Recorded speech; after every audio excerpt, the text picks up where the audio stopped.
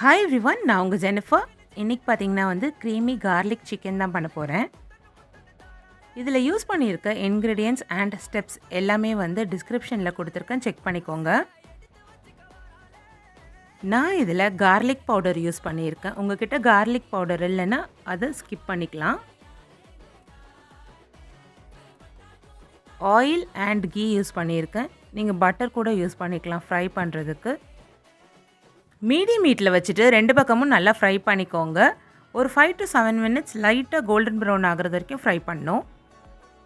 நான் இதுக்கு ஒரு 7 to 8 pods ஆஃப் கார்லிக்கை குட்டி குட்டியாக சாப் பண்ணி எடுத்திருக்கேன்.